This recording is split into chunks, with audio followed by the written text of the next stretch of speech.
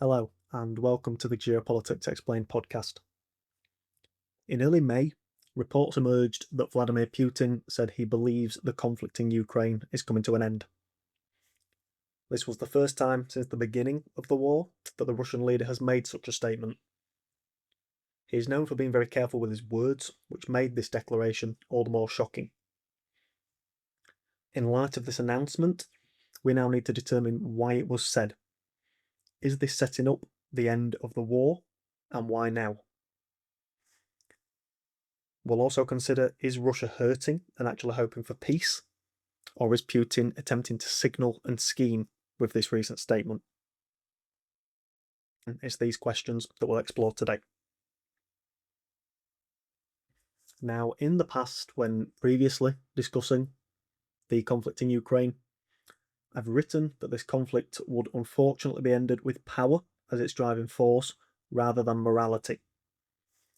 Unfortunately, wars are usually ended by shifts in power, incentives, and constraints, even when moral claims exist.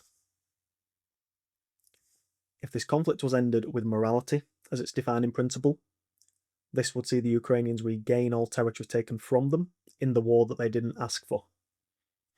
But as we saw when Trump was actively involved in this pursuit of a ceasefire, he frequently pushed Zelensky to make concessions. Zelensky stood his ground, recognising that Ukraine shouldn't have to give anything up for the sake of Trump's peace pursuits. One of the most high-profile events was the shouting match between Trump and Zelensky in the White House. Even today, Zelensky and the Ukrainians maintain this stance that they won't give up territory. Although it is notable this was before the recent open letter that Zelensky submitted to Putin, pushing for an end to the war. I'll discuss this more in coming weeks when the conditions around this peace pursuit from Zelensky are made more clear, especially around the territorial disputes in the four oblasts of Kherson, Zaporizhia, Donetsk, and Luhansk. The status of Crimea will also be important on this front. So, to bring it back to what we were discussing, the Ukrainians in the past stated that they will not give up the territory that the Russians currently have control over. But if we consider the Russian side, they also won't give up their land bridge through Donetsk, Luhansk, Zaporizhia, and Kherson because it gives them another route to Crimea. The Ukrainians have targeted the Crimean Bridge over the Kerch Strait in the past, and so the Russians, in holding these four oblasts, have an alternative route to Crimea over the land from the north. It's this territorial dispute that also reinforces that in its current state, this conflict isn't yet over, because these territories are essential goals for both sides' war aims. To introduce an aspect of game theory, this is a zero-sum area of negotiation. In any zero-sum interaction, the gain of one player is the loss of another.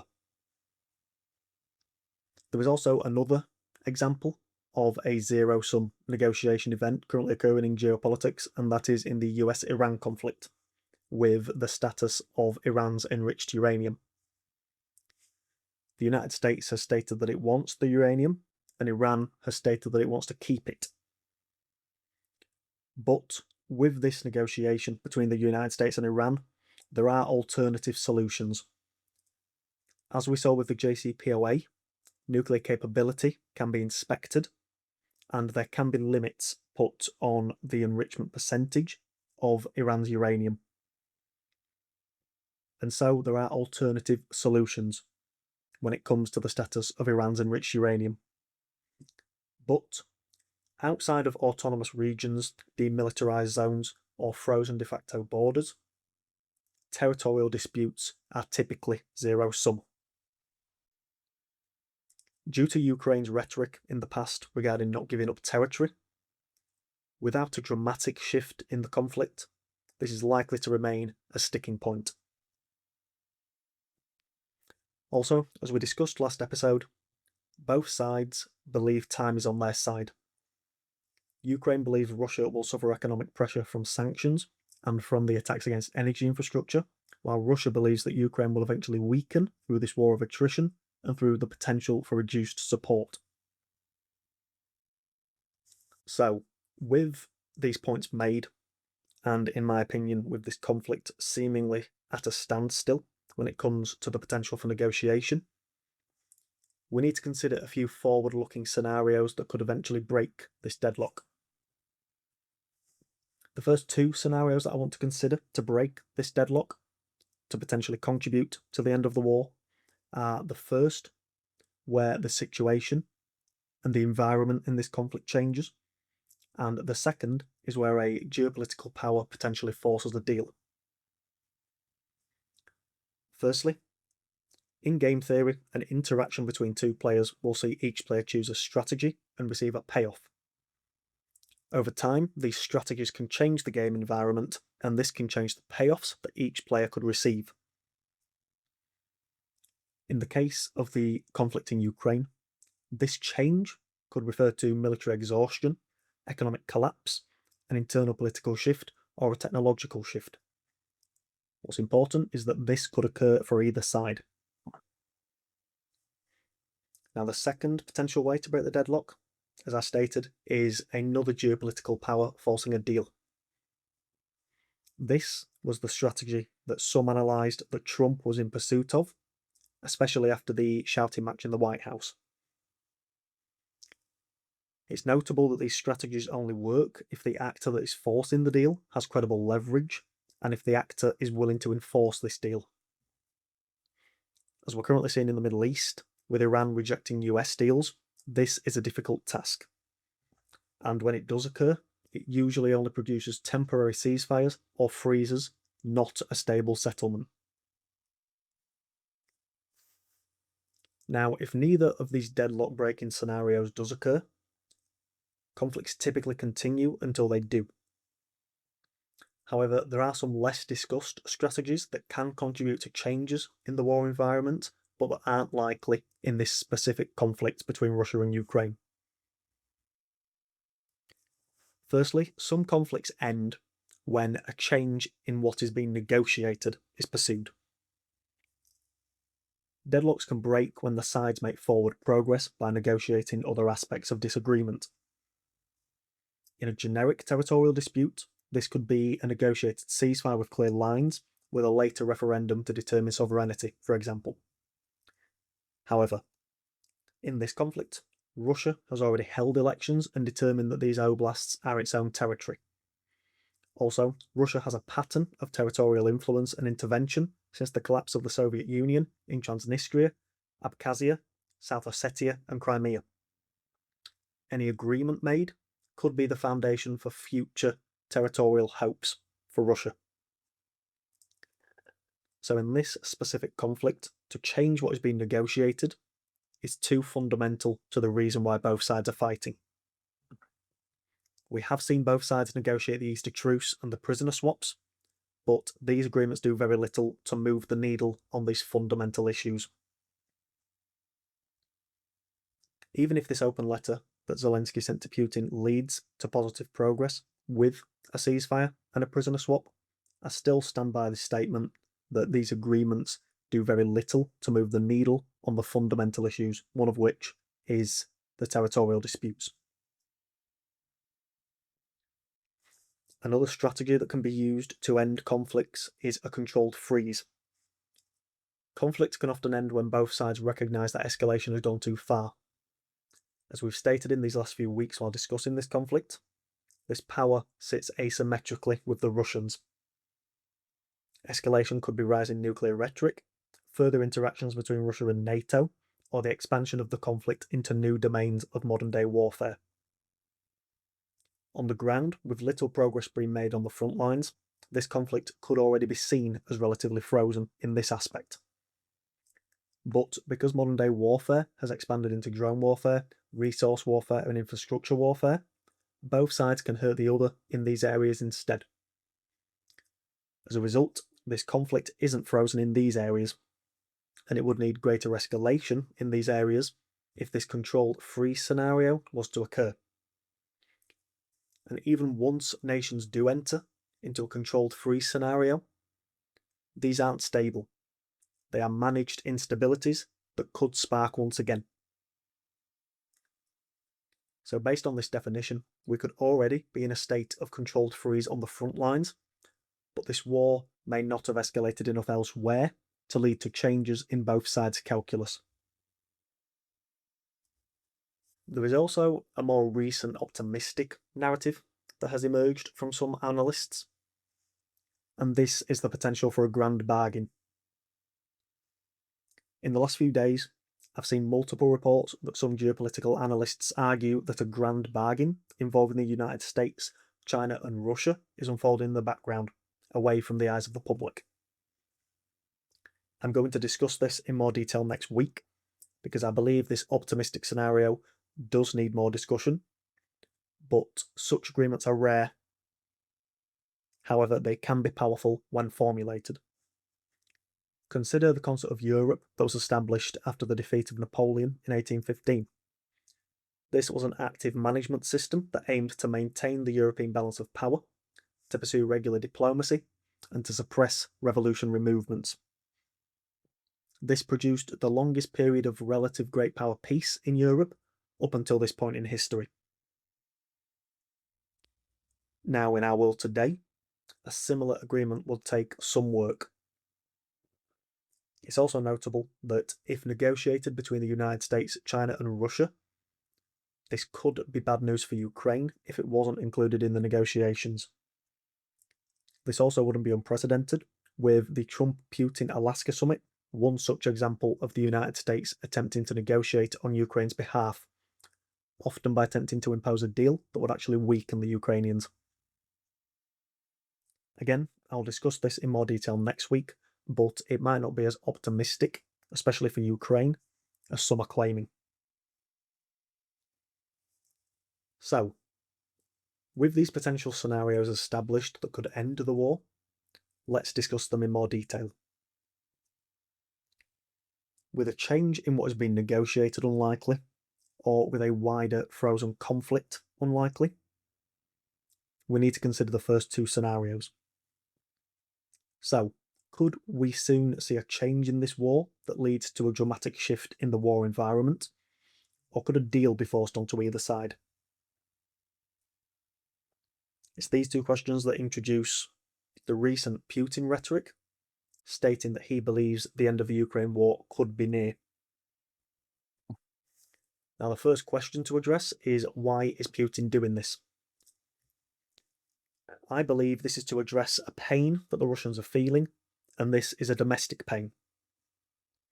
With the war now arriving inside Russia's borders, Ukrainian drone strikes are hitting major cities and targeting energy infrastructure. Due to this, Russian citizens are now seeing the effect of this conflict on their own lives.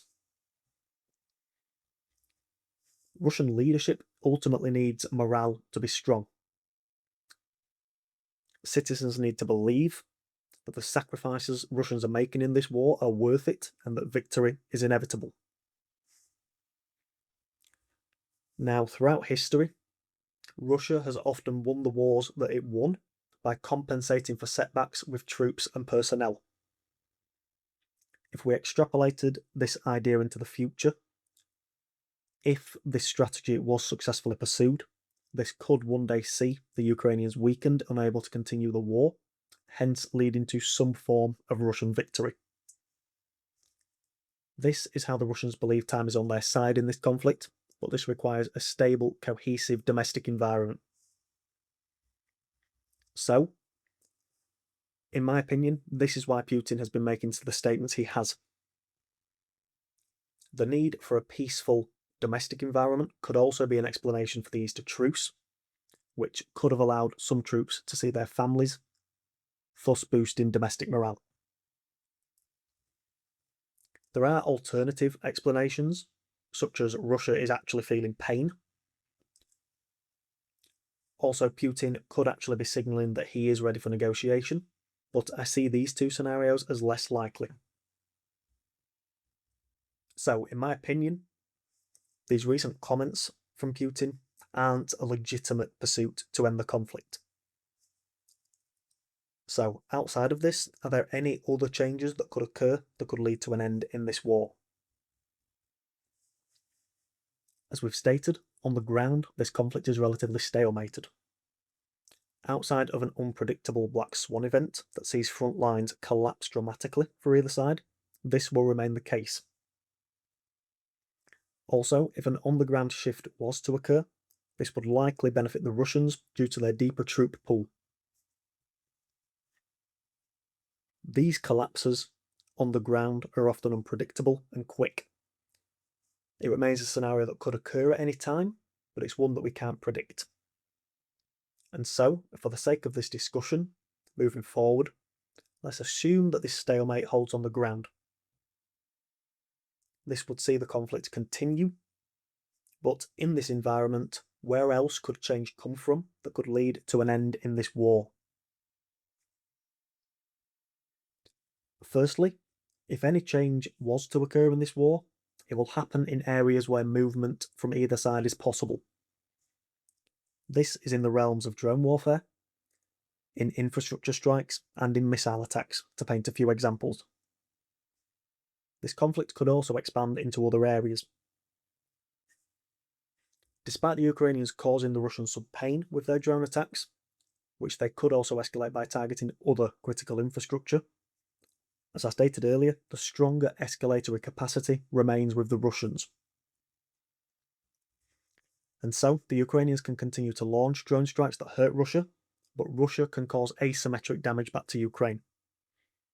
In the long term, in this prolonged war of attrition, this would be more damaging to Ukraine than to Russia. Now, as I alluded to earlier, the domestic status of Russia is a different discussion entirely. Russia's economic status could be incredibly strained, or war morale could lead to dramatic societal shifts. But the same could be said for Ukraine, especially on the war morale front, and these are also difficult scenarios to predict the timing of. Now, wars can be lost politically before they are lost militarily. But Russia has strategies that can allow it to reduce these negative political impacts. Russia is recruiting from North Korea and Africa to help its war efforts, and this is a strategy that the Ukrainians can match without getting NATO directly involved and risking a NATO-Russia conflict. Members of NATO likely wouldn't agree to this. Also, of any nation being able to pressure either side to end this conflict, because the United States failed to do this, I don't currently see any nation having the capacity to force Ukraine into a deal. Also, despite the narrative that Russia is in the sphere of influence of China, and that they do listen to China, I also don't see China being able to push Russia towards a peace. We can see the exact same thing currently occurring between the Iranians and the Chinese, with Iran also not rushing towards a peace settlement with the United States. And so, with there being a very small chance that this conflict is coming to an end, we hence await a change in the war environment that could lead to the Russians or the Ukrainians changing its potential strategy and its payoffs. It's unfortunate that any nation that approaches the negotiation table often receives a weaker hand, because any nation approaching the negotiation table must want a deal. Based on what we've said today, I still believe that this would unfortunately be the Ukrainians that would be approaching the table to negotiate. This could also be what is currently occurring with Zelensky's open letter to Putin. However, there does still remain the potential for this grand bargain. It's this that we'll discuss in more detail next episode. So, to finish up this episode, there are other issues that exist with Putin's recent rhetoric regarding him wanting to end the war in Ukraine. Putin wanted to do this by speaking with former German Chancellor Gerhard Schroeder. Schroeder is a controversial choice due to his history of working for Russian state companies. This would already be an issue for Europe, with it not being wise to allow Putin to choose Europe's negotiator. The Ukrainians have also rejected Schroeder. When it comes to the US pursuit of peace in Ukraine, talks are currently on pause, according to the Kremlin, and so little negotiation is expected here in the near future either. We should keep one eye on the potential for Ukraine and the Russians to negotiate bilaterally, based on Zelensky's open letter that he sent to Putin yesterday. But for now, the war continues to tick on, and until any of these shifting scenarios occur, or until one side's expectations of its payoffs change, this conflict will continue to tick on. That's all for today. If you enjoyed this episode, please consider leaving a review on the podcast platform of your choice. It really helps out the podcast. I've been Dylan, and I'll talk to you next time.